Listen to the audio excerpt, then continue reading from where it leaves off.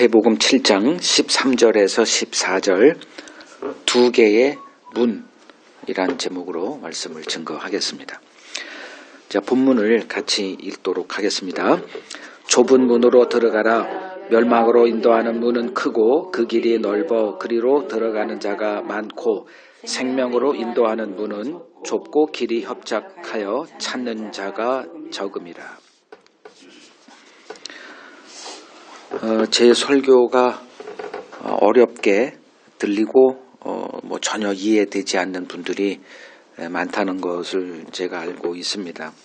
좀 더 쉽게 설교할 수 없냐, 좀 재미있게 할 수 없냐, 이렇게 말하기도 합니다. 그 배우에는 이런 생각이 있기 때문에 그래요. 쉽게 설명하면 알아들을 수 있지 않겠느냐. 그러나 하나님의 일은 인간의 인식 체제를 초월해서 진행되기 때문에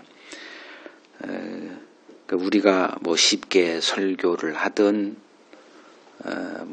재밌게 하든 그런 것과는 상관이 없다. 이렇게 좀 이해 좀 해 주셨으면 좋겠습니다. 하나님이 알려주시면 너무 쉽게 되는 거예요. 너무 쉬운 책이 됩니다. 근데 하나님의 은혜가 임하지 않으면 어렵고 알아듣지 못하는 설교로 들리게 되어 있습니다. 요한복음 6장을 한번 보시죠. 요한복음 6장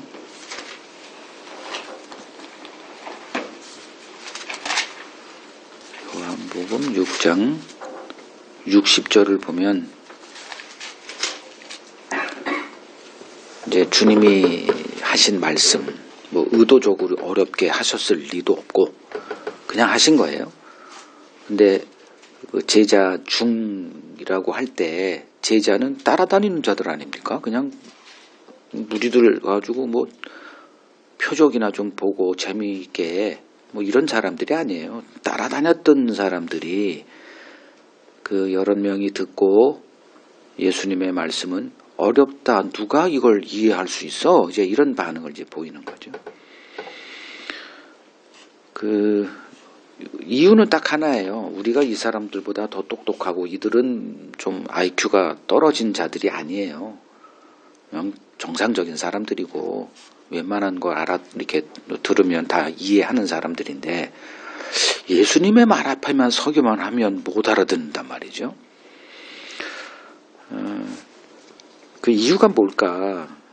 은혜예요.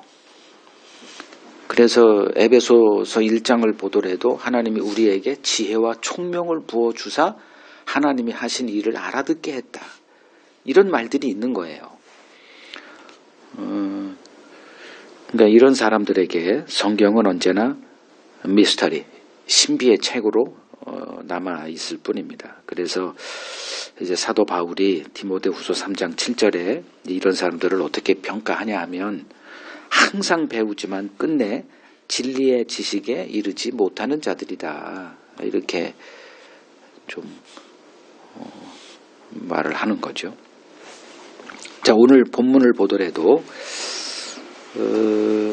이 본문을 모르는 사람은 없죠. 좁은 문, 넓은 문 이렇게 두 개가 등장을 해요. 자, 하나님은 한 분입니까? 여러 분이 계십니까? 하나님은 한 분이죠. 그러나 우리가 현실 세계에서 경험하는 것은 하나님은 많은 분으로 등장을 하죠. 왜냐하면 서로 주장하는 하나님이 달라요. 그럴 때는 그가 보고 있는 하나님은 다른 신이 됩니다.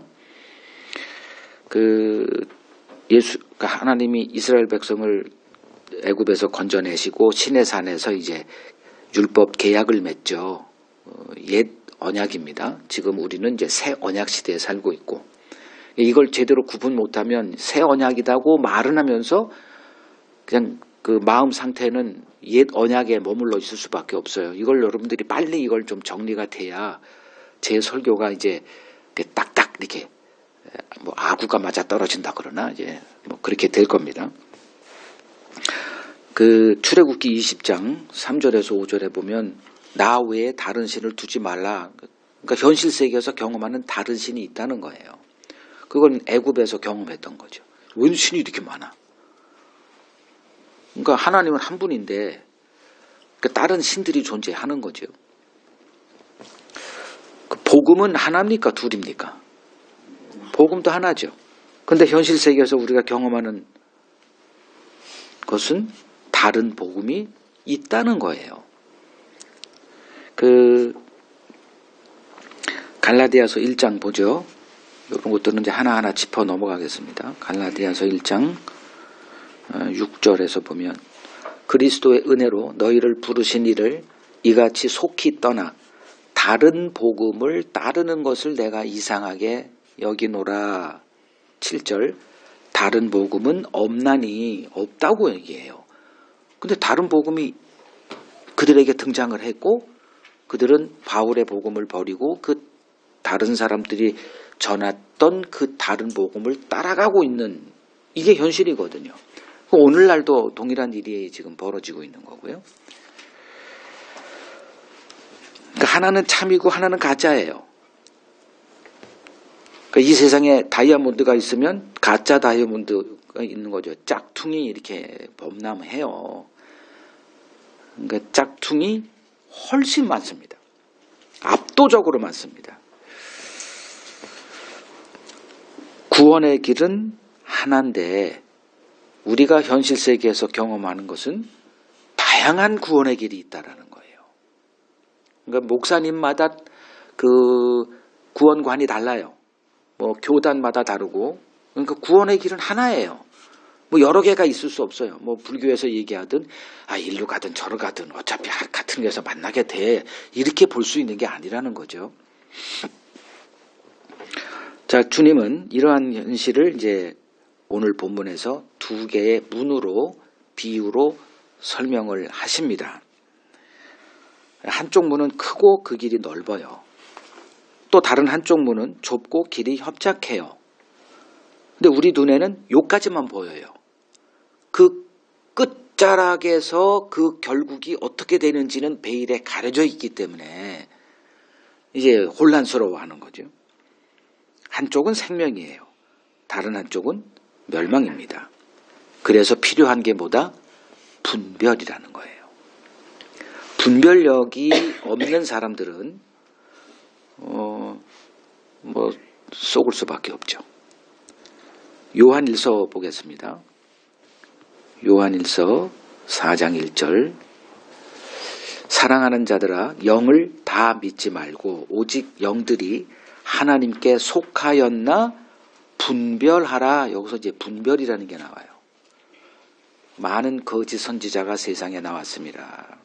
주님도 많은 거짓 선지자들이 나와서 너희들을 미혹할 것이다. 다른 그리스도가 등장할 것이다. 뭐 숱하게 이런 경고를 이제 했단 말이에요. 그러니까 이걸 이제 교회에서 이제 알죠? 이거 분별합시다. 그럼 분별하자 이게 중요한 게 아니라 기준을 알아야 분별을 할 거 아닙니까? 그냥 무작정 나는 안 속아 그 소리 크게 낸다고 장담한다고 분별되는 게 아니잖아요. 그럼 정확한 분별의 기준이 뭐냐? 그걸 이제 성경이다. 성경을 그 신앙의 잣대다 그러죠. 표준. 하나님은 우리에게 표준 그 잣대를 이렇게 알려줬어요. 세상에서도 미터법, 뭐 인치, 뭐 이런 것들 다 이렇게 공통 표준을 다 이렇게 정해서 이게 없으면 완전히 케이오스죠. 뭐 하나 제대로 만들 수가 없어요. 자, 그럼 이제 이스라엘은 우리들에게 이 분별의 이제 도구로 등장했던 자들이니까 이제 공부하면 되는 거예요. 그럼 이스라엘은 어떤 길로 갔느냐? 그들은 이제 이 세상 모든 나라들 가운데 유일하게 그 잣대가 주어졌던 자들이죠. 성경이 주어졌다 이거예요. 그러니까 성경을 갖고 있으니 결과는 자기들은 구원에서 떨어질 수가 없다가 되는 거죠. 그래서 남들을 가르치기도 하고 전도하기도 하고 뭐 선교하고 그들에게 이제 진리를 이제 전하는 자의 입장에서 자기들은 세상의 빛이다. 하나님의 뜻을 알고 있다. 이제 이 자기 확신 속에 존재했던 나라가 이제 이스라엘이죠. 근데 주님이 오셔서 그리고 선지자들이 등장해서 다 너희들은 지금 멸망의 길로 가고 있다만 외친 거예요. 그 결정타가 예수님이었죠. 하나님의 아들이 인간의 몸으로 오셔서 어디로 왔어? 유대인들, 율법 아래 있는 자들에게 온 거예요. 언약 백성들에게 와서 너희들 지금 가는 길이 멸망의 길이야. 지금 그렇게 선언을 하신 거란 말이죠. 근데 그들은 자기들이 가고 있는 길이 멸망의 길이라는 것은 한 번도 생각해 본 적이 없는 거죠. 오늘날 기독교인들과 똑같습니다. 기독교에 들어오면 자기들은 옳다가 돼요. 죽을 때까지. 단 한 번도 자기는 멸망의 길에 서 있다고 생각하지 못하고 그냥 신앙생활하다가 이제 끝을 내요. 이거 정말 우리가 심각하게 생각해야 되는데 이를 검증할 도구가 뭐냐? 구약에서 여러분들의 실력 발휘를 이제 이렇게 해야 돼요. 구약 이스라엘 백성들에게 이거 가지고 검증해라. 다윗 언약. 미안해 이렇게 지금 녹음도 안 하고 이렇게 하면 그냥 이렇게 할 텐데 내 갈 길도 바빠 지금. 그 다윗 언약이에요. 그러니까 처음에는 아브라함 언약이죠. 그래서 아브라함의 씨가 이렇게 내 태에서 나올 어떤 씨로 인해서 천하 만민이 복을 누릴 것이다. 그가 대적의 문을 얻을 것이다. 이렇게. 그게 뭔지 어떻게 알아? 그게 뭔 소린지. 왜 갑자기 뚱딴지같이 한 사람을 데려다가 씨가 너를 씨를 통해서 천하 만민이 복을 얻어. 씨가 이렇게. 그러니까 이제 그 족보가 중요한 거예요. 족보 제일 재미없는 게 족보지만 가장 중요한 게 족보입니다. 그래서 신약 시작이 뭐예요? 족보죠, 족보. 아브라함과 한 사람 더 있어. 다윗의 자손 예수 그리스도의 계보. 그게 족보의 족보. 그리고서 그냥 주구장창 족보가 나오잖아요. 그 초장부터 재미가 없어. 좀 재밌을 줄 알아. 구약은 너무 어려워. 신약 보자. 더 어려워. 이제 그렇게 되는 거예요. 그러니까 이걸 이해하면 너무 재밌는 책이 되는데 모르면 그냥 짜증나고 이 성경은 그냥 골치 아픈 책으로 이렇게 이해가 되는데. 그러니까 이스라엘에게 하나님이 이제 아브라함으로부터 이렇게 쭉 내려와 가지고 이스라엘이 세워지더라. 그리고 이스라엘이 세워진고 이제 조금 더 있다가 통일 왕국 시대가 되더라. 그 초대 왕이 사울인데 하나님이 사울을 주고자 싶어서 한 게 아니라 그들이 우리도 다른 나라와 같이 왕을 주세요. 이래가지고 하나님이 예라이 이게 사울 세워줬죠. 그러니까 그들 눈에는 사울이 키도 크고 아주 사람이 너무 너무 멋있는 사람이에요. 그리고 하나님께 감사했죠. 근데 하나님은 사울을 이렇게 왕으로 세우시면 그를 패하려고 세운 거예요. 이스라엘도 똑같은 개념인데. 그러니까 사울을 보면 그러니까 망하잖아요. 하나님이 패하시고 다윗을 다시 세우시는 건데, 그럼 패함이 있어야 이유를 알잖아요. 너무 쉬운 거예요, 이게. 그래서 그러니까 이스라엘도 마찬가지죠. 망하는 이유를 보여주기 위해서 이스라엘을 세운 거거든요. 그래서 이스라엘을 반면 교사 이렇게 얘기하는 거예요. 그 길로 가면 다 망한다. 그러면 이제 다시 사울을 패하고 등장한 새 왕이 다윗이죠. 그리고 다윗이 이제 왕이 될 수 없는 자 아닙니까? 자기 아버지한테도 인정 못 받아가지고 사무엘이 기름 부어 아들 다 불러 했을 때도 부름받지 못했던 왕따예요. 근데 이제 그 하나님이 계속 사무엘을 기름 부으려고 할 때마다 아니다 이놈아 얘도 아니다 해가지고 더 없냐 해가지고 등장한 게 저기 어떻게 좀 후진 놈이 하나 있는데 데려와. 보니까 이제 걸어오는 그걸 볼 때 하나님이 사무엘에게 얘가 그니 기름 부어. 그러니까 사무엘도 마음에 들지 않았던 거예요. 그리고 기름 붓고 나서 이제 이게 뭐 신기한 일이 벌어지죠. 골리앗도 때려 죽이지 뭐 해가지고 사람들에게 민족의 영웅을 등장하지 뭐 어떻게 별 희한한 일이 벌어지잖아요. 그리고선 이제 사울에게 미움받고 이제 십몇 년 동안 도피 생활하고 이제 때가 되고 이제 되자 하나님이 이제 사울을 다 이렇게 제거하고 이제 왕의 길로 해서 왕이 되게 해요. 기적 같은 일이 벌어진 거죠. 내가 왕이 됐네. 너무 고마워. 그래서 하나님을 위해서 멋진 집을 지어드리겠다. 그때 하나님, 이게 사무엘 하 7장에 나오는 다윗 언약의 현장입니다. 그리고 다윗 언약이 뭐예요? 네가 나를 위해서 집을 지어줘? 내가 언제 내 집 지어달라 그랬냐? 내 집 지어줄 자 따로 있어. 내 씨에서, 내 몸에서 날 씨, 그가 나를 위해서 집을 세워줄 거고 그 나라는 영원할 거야. 요거 영원할 거라는 말 때문에 솔로몬이 아니게 되는 거죠. 그게 이제 다윗 언약이에요. 그러니까 아브라함도 내 씨, 다윗도 내 씨, 몸에서 날 씨. 그래서 유다 지파가 되는 거예요. 그러니까 다윗 언약을 알고 그 다윗 언약에 붙어 있는 자들은 하나님의 언약 백성이고 그 다윗과 뭐 이해 타산하고 주고 안 맞아. 가지고 다윗 언약에서 얘라 튀어나갔던 북이스라엘 10지파, 그 북이스라엘 얘들은 계속 그냥 모든 왕들이 다 그 우상 숭배자들로 이렇게 다른 길로 가요. 요게 다윗 그겁니다. 그래서 구약은 구약 시대 이스라엘 백성들의 구원의 잣대가 뭐냐? 언약을 보면 돼요. 언약. 그 언약의 결정체가 그리스도, 우리가 믿고 있는 지금 그리스도. 이것쯤은 좀 이해하고 있어야 되잖아요. 그래야 성경이 풀리잖아요.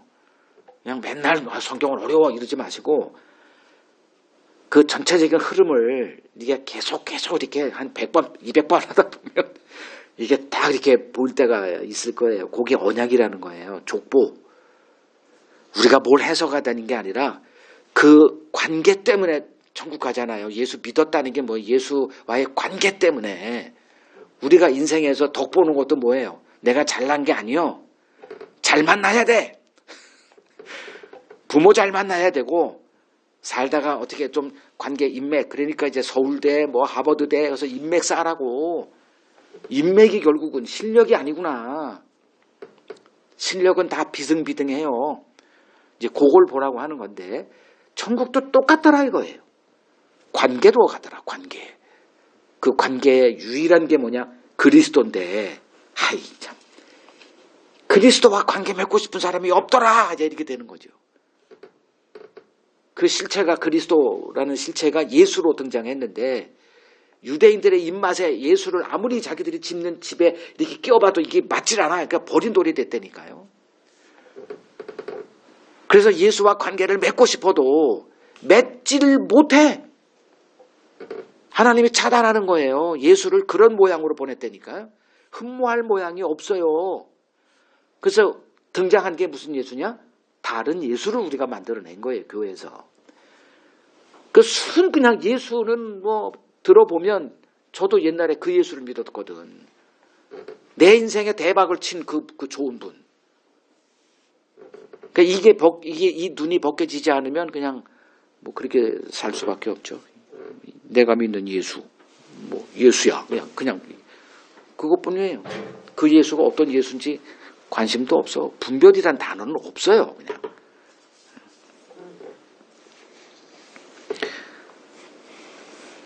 자, 제가 지금 북이스라엘, 그 이스라엘 역사, 구약의 이스라엘의 구원의 검증의 잣대는 뭐였느냐? 다윗 언약이라 그랬잖아요.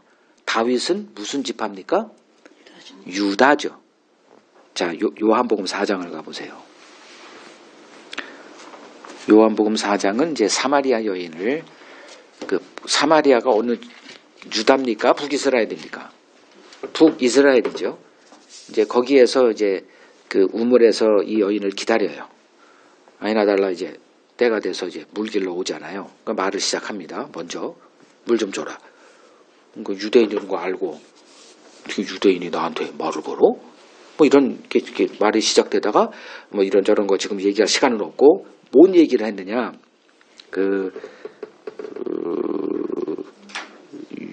4장 요한복음 4장 22절 뭐라 그래요? 너희는 알지 못하는 것을 예배하고 우리는 아는 것을 예배하노니 이는 구원이 어디에서 나와? 유대인에게서 납니다. 이게 다윗 언약을 얘기하는 거예요. 지금 북이스라엘은 어떤 자들이냐? 조금 복잡하더라도 짚어야 되니까 가겠습니다. 왕상 12장으로 가보세요. 열왕기상 12장 16절. 솔로몬이 여호와를 떠나죠. 말년에 뭐 하나님도 사랑했고 아비의 가르쳐준 유언을 따라서 그 길 가려고 좀 몸부림을 조금 치다가 결국은 주변에 여자 1000명을 데리고선 어떻게 그 길 갑니까? 그냥 여자들이 솔로몬의 마음을 하나님께로 떠나가게 했죠. 그 결과 하나님이 너로 인해서 이 땅을 이 이스라엘을 둘로 쪼개겠다 이제 이렇게 선언하셔요. 그러니까 솔로몬이 원흉이에요. 그리고 솔로몬 때는 내가 안 하고 너 아들 때 하겠다. 이게 하나님의 뜻이었어요. 그 솔로몬이 죽고 나서 그 아들 르호보암이 그러니까 솔로몬이 아들이 수천 명이지 않았을까. 그 중에 르호보암이 왕이 된 거예요. 어디서 굴러먹던 놈인지는 몰라도 르호보암이 왕이 됐네. 그리고선 이제 그 솔로몬 왕국 시대에 솔로몬은 무슨 지파? 다윗 거기는 그 유다 지파잖아요. 계속 유다 지파 놈들이 울고 먹어. 그 다윗이 왕이 되기 전에 어느 지파? 베냐민 지파. 사울은 베냐민 지파 아닙니까? 그러니까 베냐민 지파가 이제 세상을 딱 지배하고 있었어, 그들이. 그리고 나서 갑자기 그가 몰막하고 이제 다윗이 됐는데 다윗은 한 번도 실세의 왕이었던 적이 없어요. 그가 워낙 전쟁에 능한 사람이고 요압이라는 이 전쟁의 신, 이순신 같은 장군을 옆에 두고 있었기 때문에 항상 승리하고 영토를 넓히고 뭐 이렇게 한 번도 패배가 없었다니까, 요압은. 그때 이렇게 됐을 뿐이지, 이스라엘 이 10지파 이 사람들은 항상 다윗을 이렇게 경계하고 그냥 지들끼리 해먹고 있는데 맨날 이제 이렇게 했어요. 그래서 압살롬의 반란으로 인해서 이제 저쪽 마하나임으로 저쪽 요단 동편으로 도망가 있던 이제 다윗을 이게 환궁시키는 일을 그 10지파 이 북이스라엘의 지파 그 사람들이 이제 주동이 돼서 이제 다윗을 우리가 모시고 이게 환궁하겠다. 그러니까 다윗이 내가 이놈들한테 이거 계속 이거 꼭두각시 되겠다 해가지고 유다 지파한테 연락해가지고 유다 지파 니들 뭐 하고 있어 이놈들아? 우리는 고륙 아니냐? 그러니까 다윗도 이렇게 연약해요. 그래가지고 이제 다윗 유다 지파가 그 일을 싹 몰래 해버려. 그래가지고 북이스라엘이 이제 뿔딱지가 나가지고 니들끼리 해먹냐 다윗에게 막 이제 항의하고. 이거 다 아는 얘기죠. 그리고선 이제 그 10지파의 이 앙금은 계속 남아 있었던 거고, 그리고 르호보암이 왕이 됐어. 이제 뭐 실권도 별로 없는 애송이가 41살에 왕이 되거든요, 르호보암이. 그러니까 이 사람들이 이제 와서 어떻게 정책을 할 건지 우리한테 귀뜸이나 좀 해주시오. 당신 아비 솔로몬과 같이 하면 우리 상관없고, 그리고 우리에게 했던 고역 그거 없애고 그 세금도 경감시켜 주지 않으면 이렇게 해보니까 협박으로 이렇게. 그래서 르호보암이 어떻게 합니까? 자기 동년배의 조언을 듣고 전갈로 나는 아비가 채찍으로 했으면 나는 전갈로 다스릴 거야. 어디 가서. 그랬을 때 그 주동자가 여로보암이었고 이제 10지파가 여로보암을 왕으로 세워서 이제 갈라질 때 한 얘기가 요거예요. 열왕기상 12장 16절 온 이스라엘, 요게 온 이스라엘이 유다 지파를 뺀 그걸 얘기를 해요. 자기들의 말을 왕이 듣지 아니함을 보고 왕에게 대답하여 이르되 우리가 다윗과 무슨 관계가 있느냐. 자, 여기서 이제 뭔가 보이죠? 다윗 언약을 이들은 개의치도 않았어요.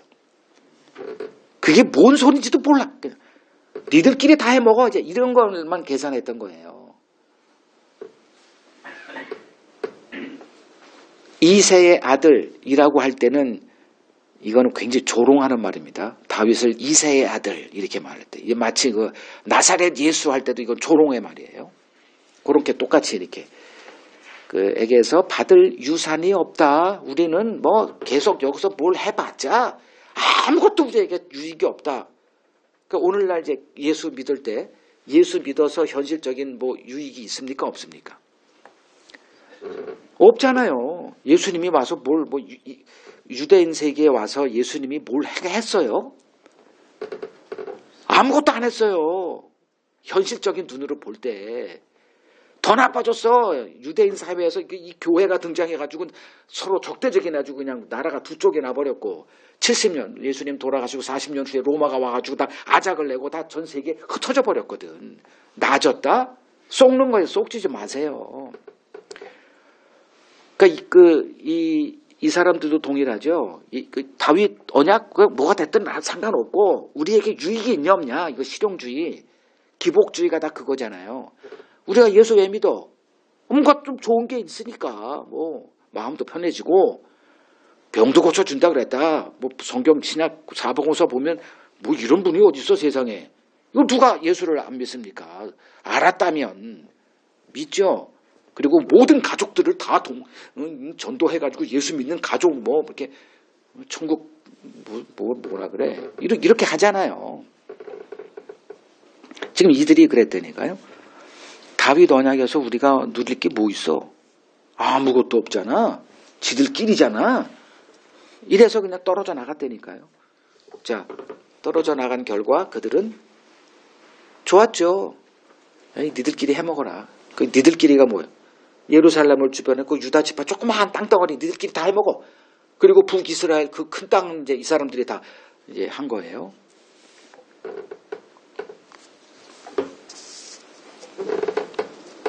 그래서 주님이 이제 오셔서 그 북이스라엘 사마리아라 통칭되는 그 대표자 한 여인을 만나서 구원은 유대인에게서 납니다. 다윗 언약을 얘기하는 거예요.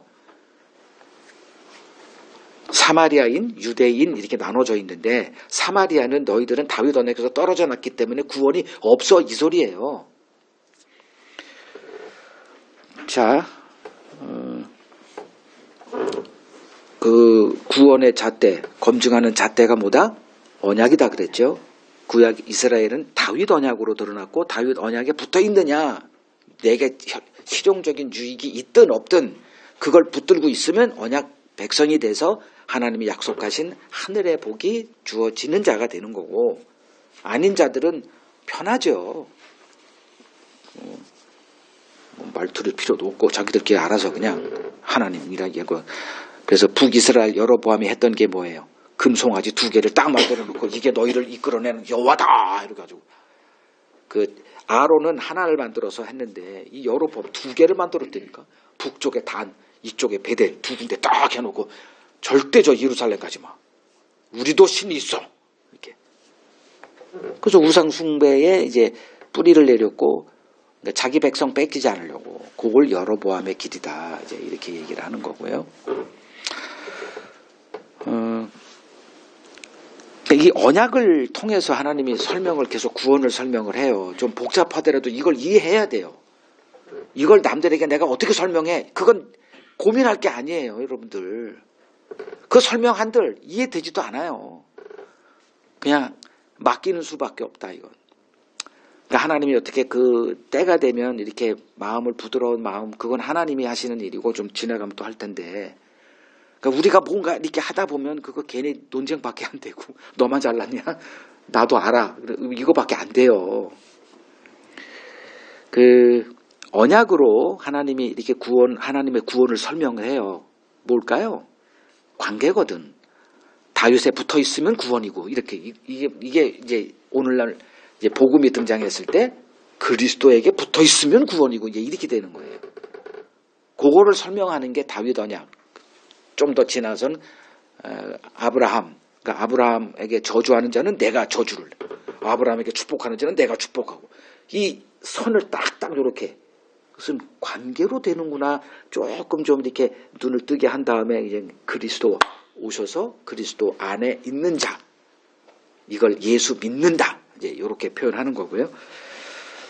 자, 언약은 인간의 의가 아닌 다른 의를 가리키는 손가락이다, 이렇게 보시면 되죠. 율법은 자기 의를 이렇게 부추기는 도구였었고, 그래서 율법의 결과는 어느 누구도 율법을 지키지 없는 자로 이렇게 드러나는 그 수단이 이제 율법이었잖아요. 그러니까 자기 의로는 안 되는구나. 인간은 의가 안 되는구나. 그러면 다른 의를 가리키는 게 언약이라는 거예요. 그것이 무슨 의다? 율법 언약 시대에서는 행함의 의로 했죠. 행함으로 의롭다 함을 얻는 요 체제인데, 언약이 가리키는 거는 믿음의 의예요. 그러니까 믿음이라는 건 뭐냐? 관계. 내가 저 사람을 이렇게 요걸 좀 명확하게 이해하라고요. 그냥 주술적인 믿음 해가지고 나 믿었어. 이건 그것도 또 하나의 행위라니까. 믿음이란 그런 개념이 아니에요. 내가 소멸되는 거예요. 믿음이라고 하는 거는.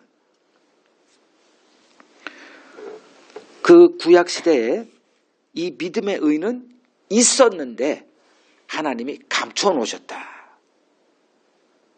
그래서 사도 바울이 복음의 눈이 열리고 나서 이제 그 장장에 이제 그 복음의 경륜을 이렇게 쓴 논문 같은 게 로마서잖아요. 그래서 로마서는 자기가 한 번도 가보지 못한 로마 교회에 내가 나중에 갈 텐데 미리 이거 가지고 사전 공부 좀 해. 가지고 이 어휘를 가지고 나하고 대화하자, 이렇게 한 거예요. 로마서예요. 거기서 이제 그 계속 논문식으로 쭉 써서 처음에 율법이 등장한 이유가 뭐냐, 아주 그냥 율법의 의도를 오해한 그들을 쭉 얘기한 다음에 율법으로는 죄를 깨달음이다 딱 얘기한 다음에, 그러면 율법이 말하고 있지 않는 다른 의에 대해서 얘기하죠. 그것이 바로 믿음의 의. 그럼 믿음? 그럼 구약시대는 어떻게 믿었대? 어떻게 구원받았대? 그래서 4장에 뭘 얘기를 해요? 아브라함을 딱 등장하죠. 그래서 아브라함이 의롭다 함을 입은 그 사건, 그게 이제 창세기 15장에 이게 저 별같이 네 자손을 이렇게 해주겠다. 그러니까 하나님의 그 약속을 믿음으로써 하나님이 그것을 보시고 그를 의롭다 했다는 그 한 구절, 그거를 끄집어낸 거예요. 그거는 감춰져 있었다니까, 율법 시대에. 근데 바울이 복음의 눈이 열렸더니 이게 안 보였던 게, 그러니까 있었어. 근데 안 보이니 없죠. 이해돼요? 그게 드러난 거예요. 있었는데 감춰져 있었다니까. 그래서 그걸 하나님이 어떻게 표현하냐면 신명기 29장 4절에 그들에게는 보는 눈, 깨닫는, 보는 눈, 듣는 귀, 깨닫는 마음을 주지 않았다, 이렇게 표현해요. 안 준 거예요. 그래서 그걸 감춰놨다, 이렇게 얘기를 해요. 그래서 갈라디아서 3장 23절에 보면 믿음이 오기 전에는 우리 모두가 다 율법 아래 가두어짐을 당했다, 이렇게 그렇게 표현하는 거예요. 그러니까 예수님이 오실 때 그 예수로 인해서 드러나는 그 어떤 극적인 효과를 좀 이렇게 그렇게 표현해도 돼요. 그거를 그래서 계시록에 보면 이 하나님 보좌 앞에 앉은 그 하나님의 오른손에 두루마리가 있는데 이게 봉해져 있다 그러잖아요. 궁금해 미치겠어. 그 구원의 그 하나님의 비밀이 거기에 있는데 이걸 아무도 열 자가 없다. 그래가지고 이제 그 요한이 이제 슬피 울고 애통해하고 있어. 천사가 나타나서 이제 짜자자잔, 누가 등장을 해? 유다. 이 봅시다. 계시록 5장 어디에 등장하더라? 자, 4절 두루마리를 이 합당한 자가 보이지 않기로 이제 이 요한이 막 울어요. 크게 울어. 그랬더니 뭐라 그래? 장로 중에 한 사람이 내게 말하되 울지 마. 유대 지파의 사자 다윗의 뿌리가 이겼으니 그 두루마리와 그 7인을 뗄 자다. 그래서 합당한 자가 등장했네. 누구? 예수밖에 없다는 거예요. 그 예수 안에 그 비밀이 이렇게 다 담겨져 있는데 예수가 그저 천국의 열쇠가 되는 거죠. 그분을 알 때만 이게 열려져요. 근데 예수를 거부한 유대인들이 이 비밀을 알 도리가 없는 거죠. 오늘날도 마찬가지예요. 다른 예수를 알고 있으면 이게 안 돼. 백날 나 예수 믿었어. 그거 다 뻥이에요. 그래서 그 예수가 말하는 게 누구냐? 오늘 말한 이 좁은 문이 예수거든. 근데 좁은 문으로 아무도 안 들어가.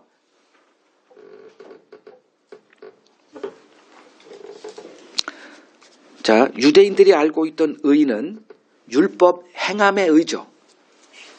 그거밖에 없는 거예요. 율법이 말하는 건 행하라, 행하라, 이거 하지 마, 저거 해라, 이거 해라. 행함밖에 없어요. 그래서 그 행할 때 의가 드러나는 거죠. 자, 이런 세계에 이제 주님이 등장했죠. 그러니까 1500년 이제 율법 아래 놓여있던 이스라엘은 알고 있는 거는 어떻게든 간에 율법을 잘 지켜 행하는 것밖에 없어요. 하나님이 그걸 요구했으니까 내 말 잘 듣고 행하면 내 소유가 될 것이다. 이걸 지키면 살리라. 이걸 행하면 이것이 너희의 의가 될 것이다. 계속 이렇게 얘기를 하니까 그러면 그런 줄 알지 뭐 우리라고 별거겠어요? 우리가 그때 태어났어도 그냥 죽으라고 지키고 어떻게 지킬 것인가 행함 리스트 쫙 이렇게 해가지고 안 지킬 규정 수백 개, 뭐 또 뭔 규정 수천 개. 그거 공부만 해도 그거 정신이 몽롱해질걸요? 근데 그때는 그걸 했거든 이렇게. 그때 주님이 이제 등장하셨죠. 이제 주님은 뭐 하신 분이냐? 그들의 최종 수능고사, 수능고시, 최종 그들의 실력을 테스트하는 최종 수능고시 이렇게 보시면 돼요. 그러니까 예수님이 오셔서 그들의 실력을 이제 진짜인지 가짜인지가 이렇게 하는 그거 그렇게 보면 돼요. 그 예수님이 오셔서 보니 다 불합격이에요. 그들의 성경을 알고 있다는 지식은 다 뻥이요. 이렇게 드러난 거예요. 그리고선 예수님이 이제 뭐라고 얘기하시느냐. 내가 길이다. 이렇게 되는 거예요. 내가 문이다. 이렇게 얘기를 해요. 요한복음 그 10장 9절 내가 문이니 누구든지 나로 말미암아 들어가면 구원을 받고 또 들어가서 나오며 꼴을 얻는다. 내가 문이래요. 나를 통하지 않고서는 나를 통하지 않고 다른 문으로 들어가는 놈은 다 도적이고 강도다 이렇게 되죠. 그러니까 나가 됐네. 요게 수능고시라니까요. 그걸 합격을 해야 돼. 예수를 아느냐 모르느냐 요거보다는 예수를 알아보느냐가 낫겠다. 왜냐하면 구약은 성경은 뭘 얘기하냐. 앞으로 등장할 그분을 얘기하는 책이라고 했잖아요. 그거 왔네? 근데 얘들은 이제 이게 진짜인지 아닌지 검증해야 되잖아요. 그 실력이 이제 그때 발휘 되는 거죠. 못 알아봐. 제 설교도 동일한 역할을 하는 거예요. 리트머스 시험지가 돼서 여러분들이 알고 있는 그것이 못 알아듣는다? 그럼 틀렸지 뭐. 나만 오라? 이건 어쩔 길이 없는 거예요. 복음이라는 게 그 역할을 하는 거거든.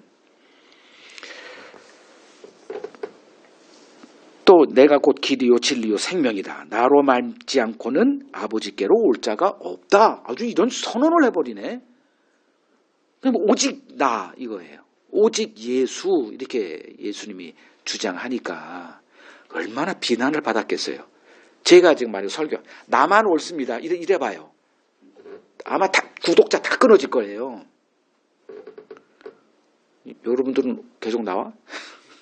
나만 오라 이렇게 만약에 한다면 당장 내가 들어도 죽이는 놈이네 이러지 않았겠어요.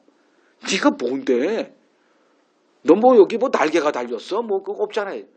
똑같은 인간이고 배고프면 뭐 하면 성질도 나고 뭐가 달라고? 근데 네가 길이라고? 이 비난을 한 번에 받은 거예요 예수님이. 결국은 그 유대인들은 이 예수의 주장을 이해하지 못하고 제거의 대상으로 돼버린 그 결과가 이제 십자가였죠.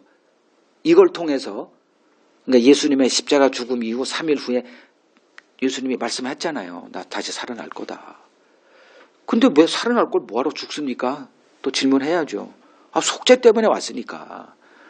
누군가는 죽어야 되는데 누군가가 딱 한 분밖에 없다니까. 죄가 없는 분. 그래서 그 흠없는 어린 양.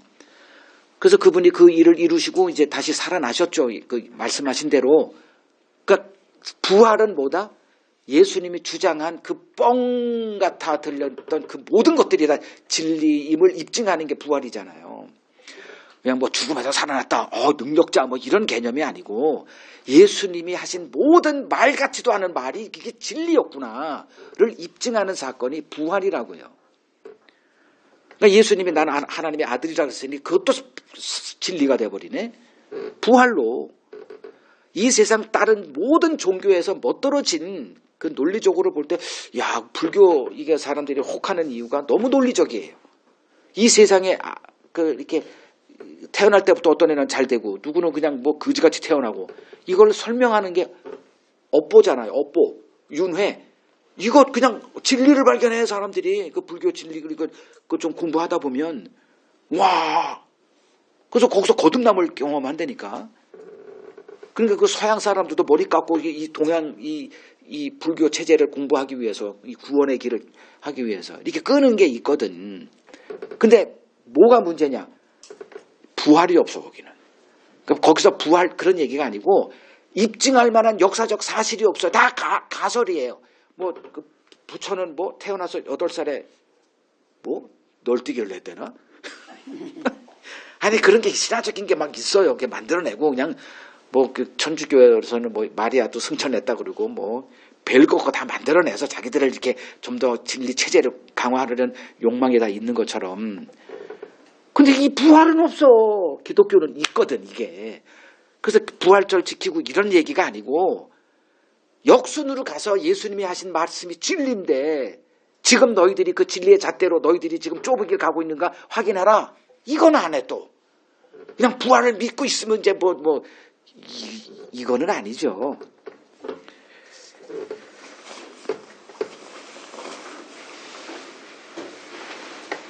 그러니까 육신에 갇혀 있는 인간은 영의 말씀을 이해 못해요.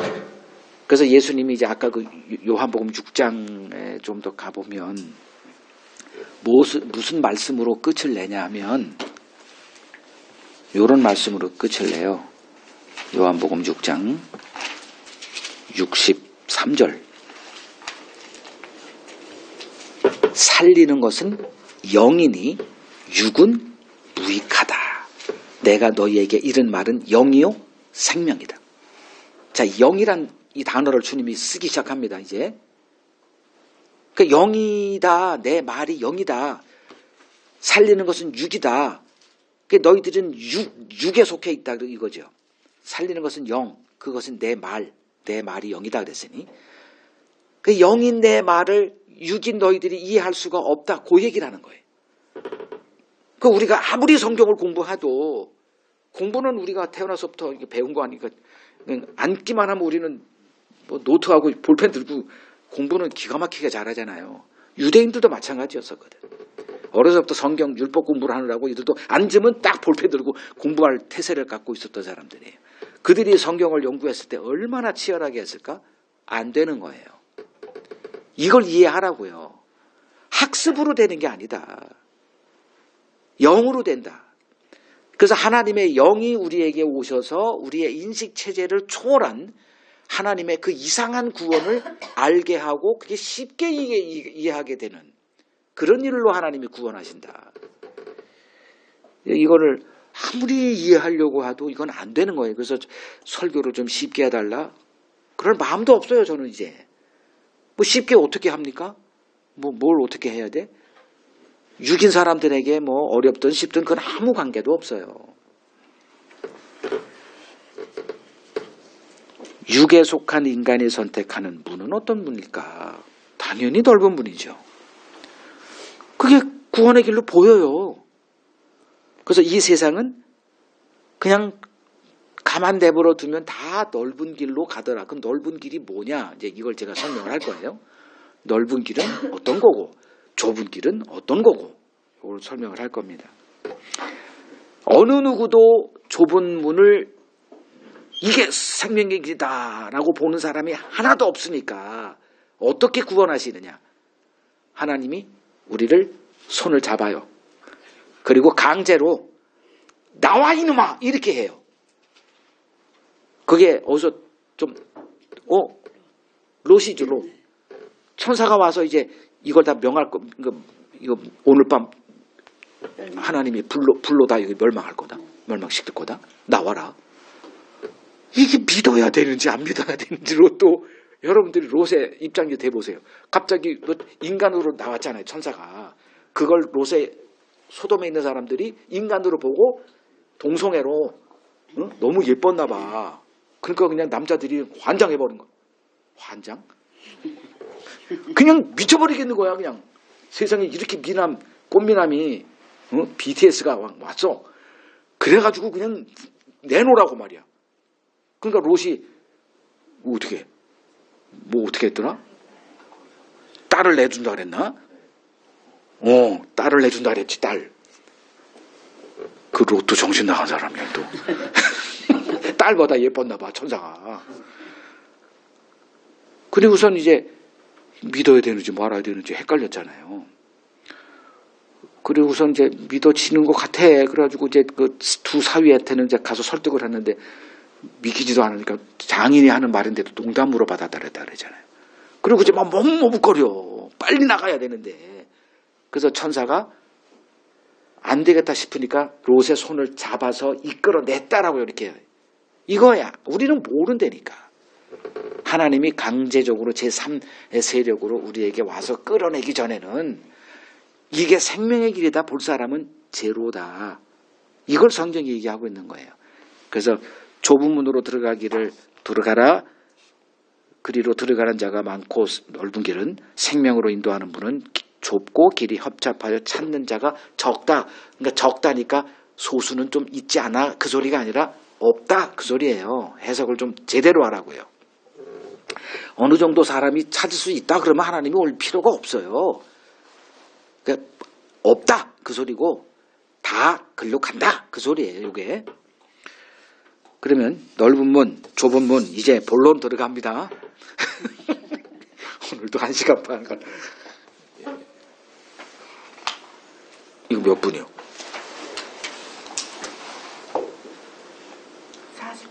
47분? 뭐 50분 했는데 이제 본론 들어가면 나도 몰라 이제.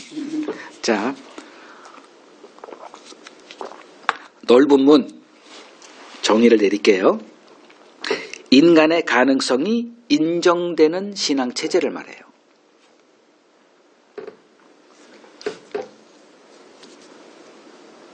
네, 설명 들어갑니다.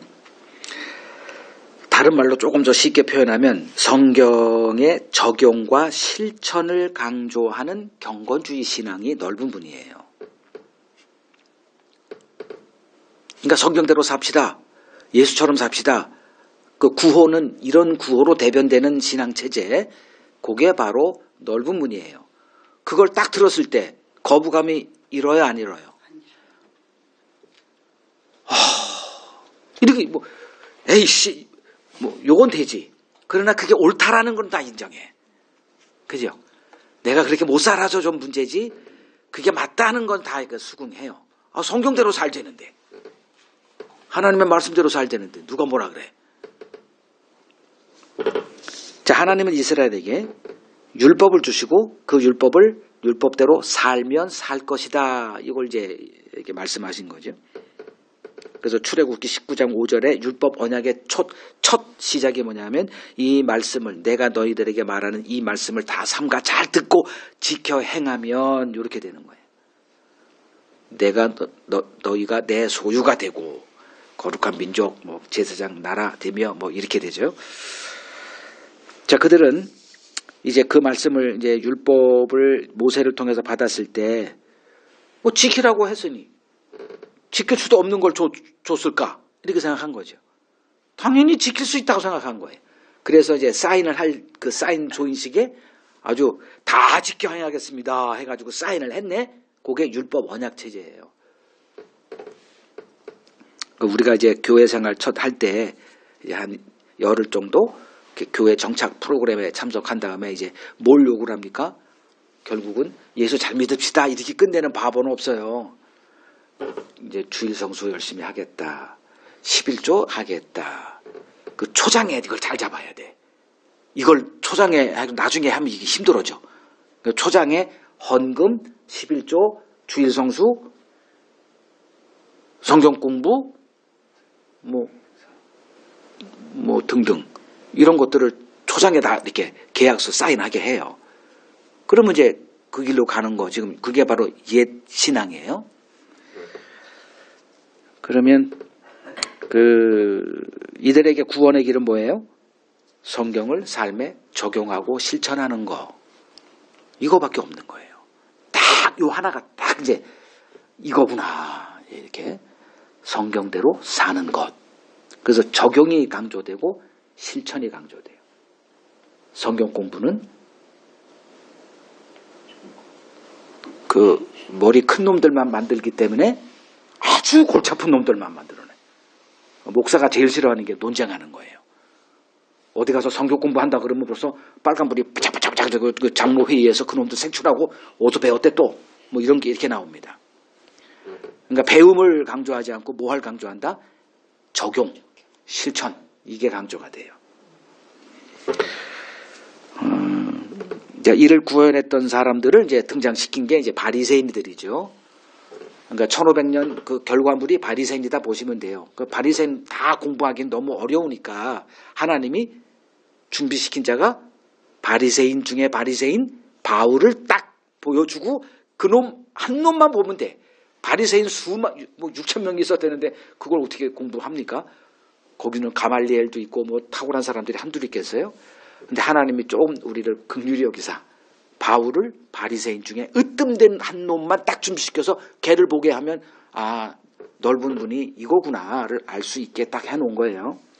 그러면 바울을 보면 바리새인이 보이고 바울을 보면 이제 유대인들의 그 당시 신학 체제가 뭐였는지를 이제 볼 수 있잖아요. 그걸 바울이 잘했어. 간증을 여러 번 했거든. 내가 그리스도를 만나기 전에 난 이렇게 살았어. 뭐 이런 것들이잖아요. 그런 걸 참 많이 했어요. 그러니까 하나님이 그 바울을 복음의 그 나의 택한 그릇이다. 이렇게 할 때 하나님이 그렇게 준비를 잘 시켜놓은 거예요. 그러니까 하나님이 그를 복음의 증인으로 삼기 전에 먼저 어떤 삶을 살게 했죠? 그러니까 갈라디아서 1장 10절에 보면 모태에 있을 때 나를 택하신 분이 그러니까 이미 태어날 때부터 하나님의 섭리가 그를 이렇게 복음의 그릇되는 그 과정을 거치게 했다는데 모세도 마찬가지죠. 모세를 하나님이 구원자로 쓸 작정이었는데 과정은 어떻다?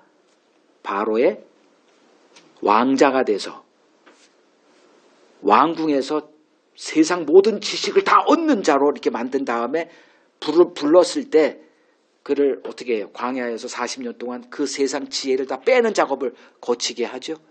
그런 패턴이 그대로 바울에게 되어집니다. 넓은 길을 먼저 가게 해요.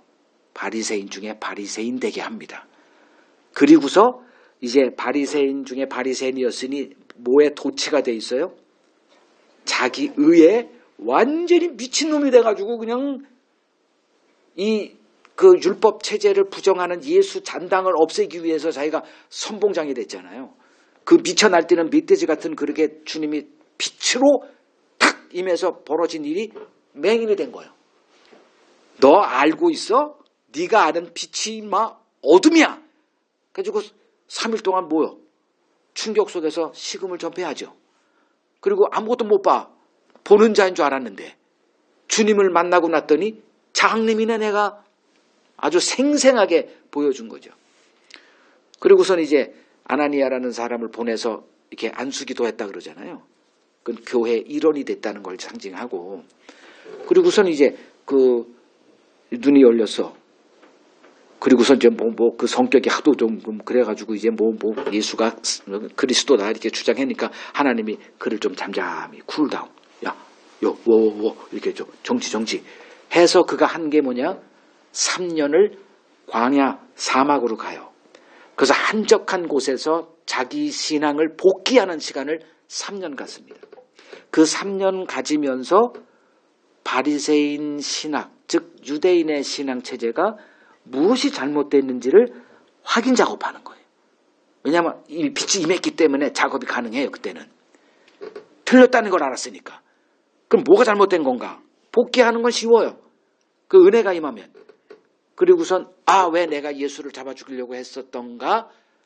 왜 생명의 주로 오신 그분을 내가 못 알아보고 했는가를 아주 분명하게 아는 자로 거듭나게 돼요.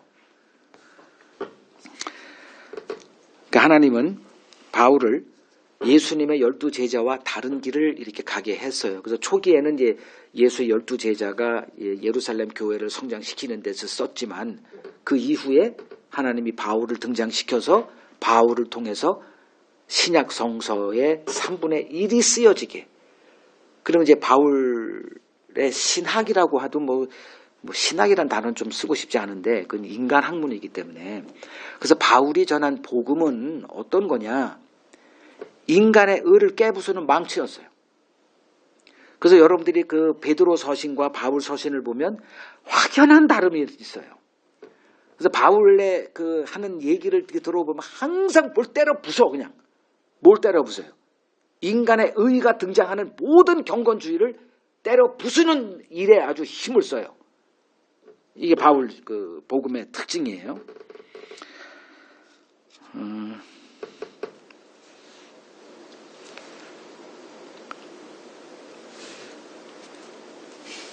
자, 넓은 분의 세계, 지금 넓은 문을 보고 있어요. 넓은 분의 세계는 행함이 중심이기에 뭐만 보이느냐 하면 인간의 자기의만 보입니다.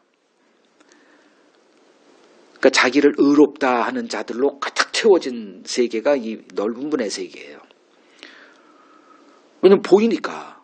행함은 눈에 보이는 거예요. 행함은. 이건 뭐 어려운 게 아니잖아요. 행하는 건 눈에 보여요. 그 수치가 나오고 계량이 가능해요. 그러니까 이제 서열이 가려지는 세계죠.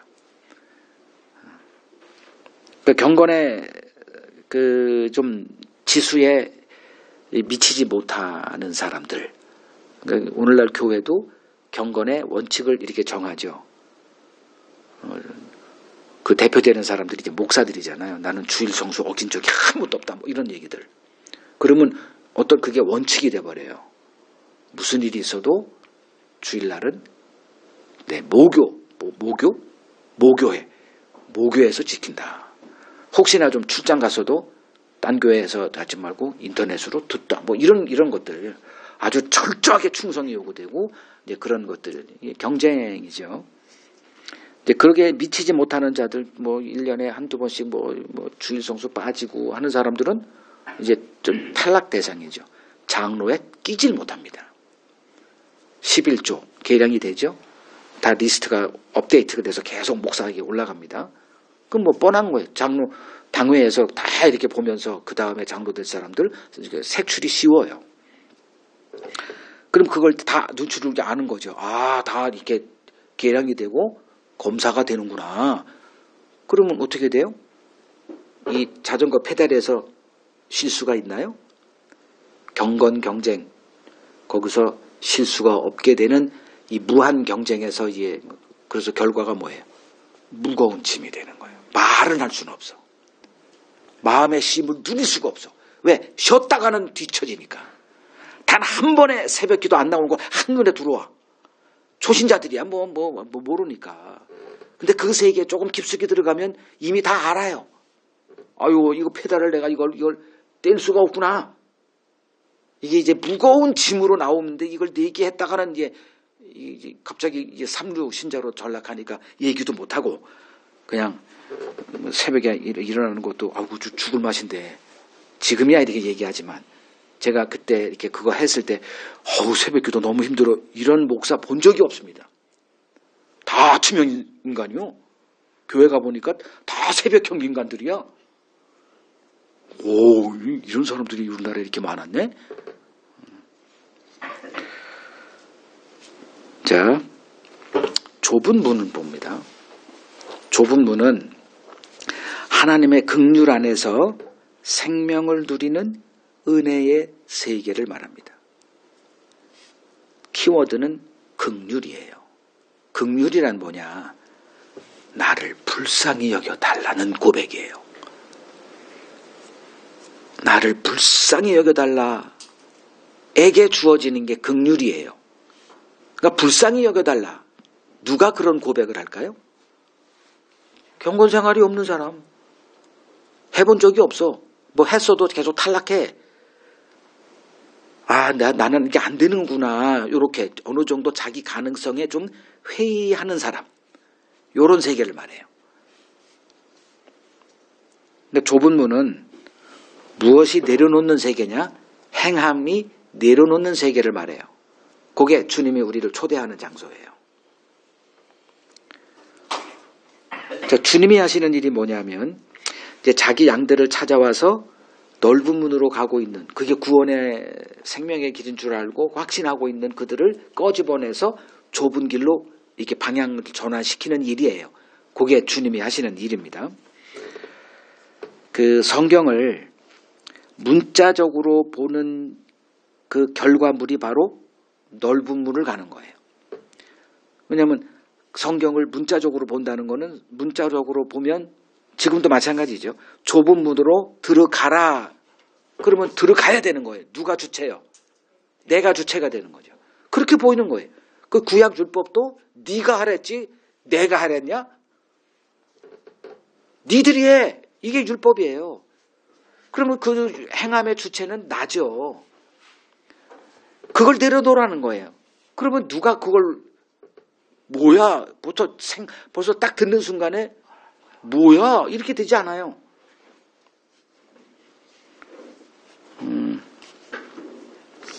그러니까 성경을 문자적으로 보는 세계가 넓은 문의 세계고, 그 문자 안에 감춰져 있는 그 의도를 보는 경우, 요게 조금 이따가 더 이제 뭐 나더러 주여 주여 하는 자, 그리고 대비 아버지의 뜻대로 행하는 자, 이게 딱 대비가 돼요. 누가 봐도 주여 주여, 이거는 행함, 그 문자적으로 보는 거죠.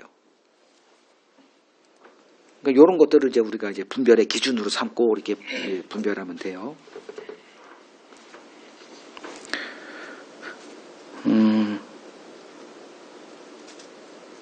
하나님의 그 구원의 이제 과정을 좀 설명을 할게요. 바울만 보면 전체가 다 나와요. 하나님께서 바울을 어디로 밀어붙였다? 처음에 넓은 문이죠. 그 율법의 세계죠. 행함의 세계죠. 그래서 바울은 율법의 의로는 흠이 없는 그 넓은 문의 세계에서 최정점에 있었던 사람입니다. 그걸 이제 어둠이다 얘기를 해요. 그래서 빛으로 오시는 거죠. 그러면 그 어둠을 이렇게 세계로 바울을 밀어 넣은 이유는 뭘까요? 빛은 어디서 보여요? 빛이 낮에 보입니까? 빛이라네, 별. 별은 밤에만 보여요. 그래서 밤으로의 세계로 불러야만. 그래서 이스라엘 1500년 기간, 아니 예수님을 좀 진작 보내지, 이런 얘기는 이걸 이해 못하니까 하는 소리. 그건 이해는 되지만 이제 이걸 알게 되면 왜 예수님, 하나님이 그 오랜 기간 동안 기다리시고 뭐 율법을 주고 난리를 치고 이스라엘을 그냥, 아니 자기들을 사랑했다면서 왜 이렇게 때리기만 하냐 하나님이, 그걸 이해하게 되는 거죠. 그래서 바울도 역시 어두움 안에 있어야, 별이 등장할 때 어둠에서만 별이 보이니까 그걸 밀어붙였다, 이렇게 보시면 돼요. 그래서 신나게 자기 자랑 속에서 살았죠. 그리고 자기도 뭐 이렇게 저열해서 떨어진 자들, 경건 생활에서 이렇게 지지리도 못난 애들을 이렇게 멸시하고 이렇게 살 수밖에 없었죠. 이제 그때 이제 빛이 임했죠. 사도행전 9장 3절에 큰 빛이 그에게 임하자, 그냥 뭐야 이게, 어둠에 있었으니 별이 보이는 거예요. 이 빛 안에서 자신이 서 있던 분이 멸망으로 인도하는 문이었음을 비로소 이제 깨닫게 되죠. 그래서 3일 동안 식음을 전폐했고 3년 동안 사막에 칩거하면서 이제 자기 신앙 체제를 다시 복귀하는 시간을 갖습니다. 그리고선 깨닫게 된 거예요. 그리고 자기 동족을 보는 눈이 달라졌어. 긍휼의 눈으로 보기 시작하는 거예요. 여러분들도 이제 짓는 넓은 문화의 세계에서 신앙생활 해오셨던 분들이고, 여전히 지금은 이제 밖에 나와 있지만 여전히 그 문이 생명의 길인 줄 알고 그냥 열심으로 이렇게 다니고 있는 동료들, 바울도 마찬가지거든요. 그래서 그 로마서 9장을 보세요. 바울이 어떻게 변화되는가. 내가 그리스도 안에서 참말을 하고 거짓말을 아니하노라. 나에게 큰 근심이 있는 것과 마음에 그치지 않는 고통이 있는 것을 내 양심이 성령 안에서 나와 더불어 증언하노니. 3절 나의 형제 곧 고륙의 친척을 위하여 내 자신이 저주를 받아 그리스도에게로 끊어질지라도 원하는 바로라. 그리고 10장 1절 형제들아 내 마음에 원하는 바와 하나님께 구하는 바는 이스라엘을 위함이니 곧 그들로 구원을 받게 함이라. 지금 이스라엘은 이 얘기 들으면 자존심이 상하죠. 자기들은 구원 지금 받고 있고 자기들이 구원의 길을 가리키는 빛으로 생각하고 있는데 바울은 이런 얘기를 하고 있다니까요.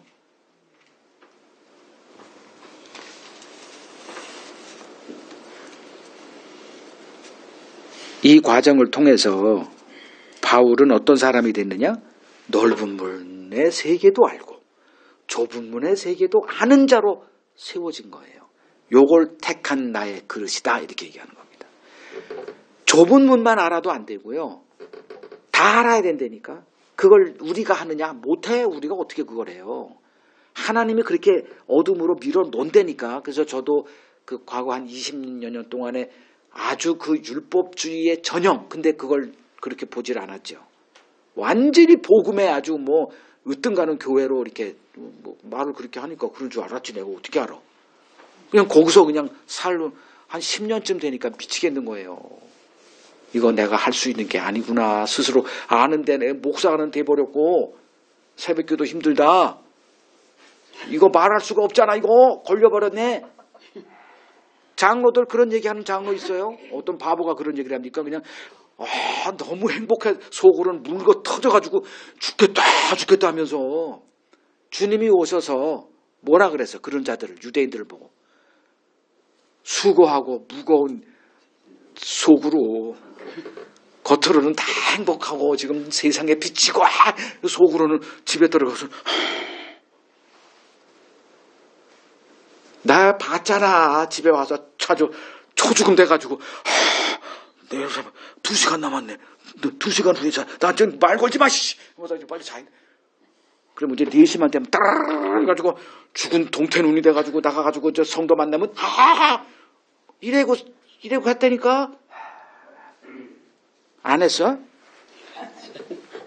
그 권사 딸기 위해서 얼마나 발악을 했대. 돈 주고 헌금하고.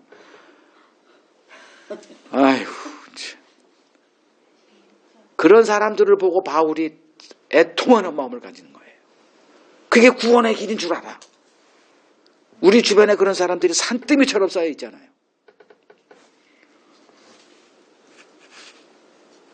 그래서 그렇게 해서 뭐 했다? 넓은 길도 알고 좁은 길도 알아. 그랬더니 바울이 뭐가 됐다? 싸움꾼이 된 거예요.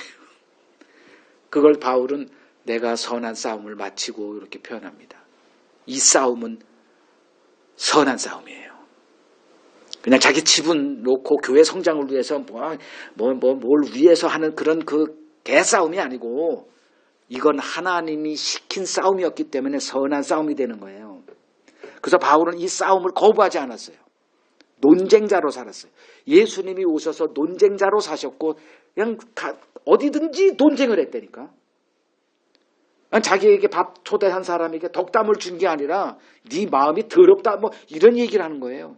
겉은 번지르마다. 아니 누가 밥 초대했으면 그냥 덕담으로 그냥 빨리 가고 설교 시간이나 좀 하지. 그냥 그 자리에서 그냥 그렇게 얘기를 했다니까요. 그냥 평생 싸움꾼으로 살았어요. 바울이 변화되고 나서 변화된 게 어떤 변화로 했냐. 싸움꾼으로 변화된 거거든. 여러분 싸우는 거 두려워하지 마세요. 어디든지 그 싸움꾼은 싫어. 환영받지 못해요. 다 평화를 원하지. 근데 우리를 싸움꾼으로 만들어 놨다니까. 이게 부르심이라니까요. 알면 뭐예요? 싸우지도 않는데. 혼자서 그냥 이렇게 싸우라니까요. 관계 깨질 거 상관하지 말고. 그러니까 좋은 얘기만 하다가 덕담만 하다가 뭐 하나도 나오는 게 없죠. 바울은 그걸 수용을 했어요. 하나님이 나한테 싸움꾼으로 부르셨구나. 싸웠어요. 그래서 사람 다 또 끊어줘. 자기를 죽이겠다고 하는 사람들이 그냥 계속 자기를 쫓아와도 하나님이 살려주시려면 살려주실 거고 이렇게 하면서 계속 그걸 했던 거죠. 성경의 문자적 해석에서 벗어나게 되면 넓은 문에서 자동적으로 나오게 돼 있습니다. 그건 틀림없는 사실이에요. 그러니까 성경의 문자에서 벗어나기 시작하면 이제 넓은 길에 더 이상 설 수가 없다는 것을 알아요. 이건 말이 안 되는 거구나. 아니 내가 먹는 게 독이라는 걸 아는데 어떻게 더 받아 먹습니까? 불가능한 일이에요. 넓은 문은 하나님의 긍휼이 서 있을 수 없는 곳입니다.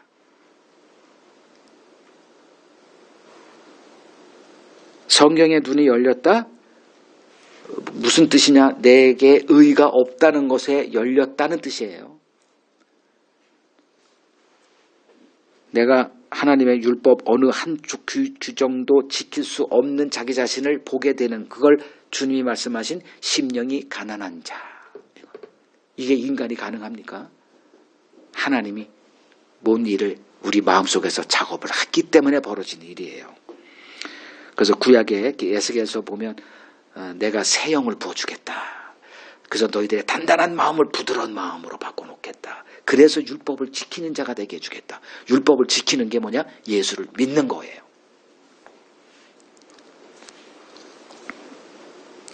이 예수님의 설교를 환영했던 자들이 세리와 죄인들입니다. 그들은 이미 경건 생활을 포기했던 자들이었기 때문에 아예 장로 니들이 해야 돼. 나는 안 돼. 이미 포기한 상태. 그들이 예수님의 이 말씀이 뭐예요? 회개하라예요. 회개는 할 수 있잖아. 그래서 그것이 복음이 된 거예요. 복음이. 그 삭개오도 그런 자였죠. 완전히 매국노 아니었습니까? 근데 사람 앞에 나설 수가 없어. 그래서 항상 뒤에서 끼웃끼웃거리다가 나무 위에 올라 있는데 주님이 삭개오야 이렇게 이름을 불러. 미치겠어. 그래가지고 기쁜 마음으로 예수를 초대해가지고 예수님의 그 하시는 말씀 듣고 있다가 혼자 부엌에서 곰곰이 생각하다가 자기 이제 뭘 얘기를 한 거예요. 내가 토색한 거, 내가 이렇게 이게 뭐죠? 회개가 되어진 거잖아요. 이런 자들이 예수의 복음을, 예수의 설교를 알아들었던 자들이었습니다. 넓은 문의 세계는 긍휼이 서 있을 곳이 없다 그랬죠. 그걸 다른 말로 표현하면 그리스도가 쫓겨난 세계를 말해요. 그 그리스도가 쫓겨나서 문을 두드리는 그 교회가 어떤 교회예요? 라오디게아 교회죠. 내가 밖에서 문을 두드리노니 문을 열면 내가 들어가서 사겨주겠다 이런 얘기가 나오잖아요. 그럼 라오디게아 교회는 어떤 교회냐면 자기들의 행위 때문에 부족함이 없는 교회였어요. 그래서 내가 너희들의 실상을 아이고 너희들의 이 초라한 모습, 이 벌거벗은 모습, 좀 눈을 좀 안약을 발라서 네 실상을 좀 봐. 이게 지금 자기들은 지금 거룩한 이 종교 신앙 행위로 넘쳐나요. 자기 스스로 부자인 줄 알아. 근데 하나님의 눈에는 가난해. 아무것도 내세울 게 없어. 그러니 예수가 쫓겨나실 수밖에 없잖아요. 예수의 옷을 입어야 되는데 지들 옷을 입고, 그래서 예수는 밖에 나가서 문 좀 두들려 구걸하고 있다니까. 또 한 가지, 에베소서 교회는 어떤 교회였죠? 먼저 칭찬이 나오죠. 너희들의 행위를 아노니 이게. 그러니까 행함이 먼저예요. 이것하고 저것하고 행함을 쭉 얘기한 다음에 내가 너희들에게 할 말이 있다. 칭찬인 줄 알았지. 그럼 상을 주실래나? 그게 아니라 예수님이 뭐라 그래요? 처음 사랑해서 떠났다. 즉 너희들을 기껏 좁은 길로 불러 모았더니 그 좁은 길에서 예수로 인해서 생명을 누리고 조금 이렇게 좋았던 시절이 있었는데 지금 조금 가보니 어디로 갔다? 다시 넓은 길로 돌아갔다. 돌아와라. 좁은 길로 돌아와라. 안 돌아오면 어떻게 돼? 너희 촛대를 옮겨버리겠다. 은혜에서 끊어진 자들가 됐다. 인간의 본능은 어떤 거예요? 조금만 뭘 하면 울고 먹으려고 그러죠. 그 자기 의를 포기를 못해요. 그냥 가만 내버두면 저나 여러분들이나 어디로 간다? 넓은 길로 가더라.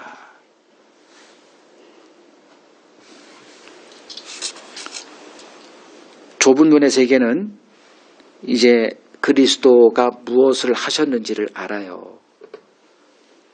내가 하라고 한 게 아니었구나를 이제 알게 돼요. 문자에서 벗어나요. 그러니까 뭐가 보이냐?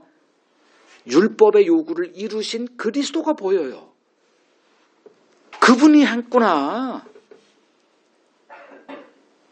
우리가 할 수 있었는데 한 게 아니고 할 수 없으니 그분이 오셨고 그분이 율법의 마침이 됐구나. 율법의 요구를 끝낸 분이 됐구나. 이걸 본 사람이 율법의 행위로 나간다? 이게 가능할까요? 그래서 좁은 문으로 들어가서 그 세계를 보니 이제 그리스도가 보이고 율법의 요구를 이루신 그분이 보이고 내가 질 게 아니겠구나. 거기서 마음의 쉼이 주어지는 세계예요. 근데 우리는 뭐에 길들여져 있죠? 행함에 길들여져 있죠. 우리가 제일 못하는 게 뭐죠? 행함을 내려놓는 거. 이걸 못해요. 좀이 쑤셔서 못해요. 그래서 뭔가를 하려고 또 해요. 이렇게 몸부림을 쳐요. 그래서 복음의 세계에서 그거를 새롭게 길들여 갑니다. 하나님이. 내려놔 제발. 그럼 이제 이거 반발하죠. 그럼 뭐 어쩌라는 거야. 뭐 이렇게 반발해요. 그때 이제 다시 봐야죠. 니들이 하는 거니 내가 하는 거니. 그러니까 가만히 살펴보니 그리스도가 보인다는 게 뭐죠? 하나님이 다 하시는 게 보이는 거예요. 성경에서 그리스도가 보인다는 건 하나님이 하시는구나가 보인다는 거예요. 그 마치 우리는 어디에 이렇게 끼어 있냐 하면 홍해와 뒤에 애굽 군대의 그 사이에 껴가지고 안절부절 난리가 났죠. 어떻게 해야 될지 모르겠어. 뭐 이러지도 못하고 저러지도 못하고 하자니 안 되고 내려놓자니 안 되고 그 뭐라도 어떻게. 그때 모세가 뭐라 그래요? 하나님께서 너희를 위해서 싸우시니 뭐하라? 좀 뭐 잠잠히 있어라든지 가만히 좀 있어 이거죠. 그 가만히 있었더니 홍해가 열리고 걸어가고 뒤에 쫓아오는 이 왼수들은 수장이 돼버리고 뭐지?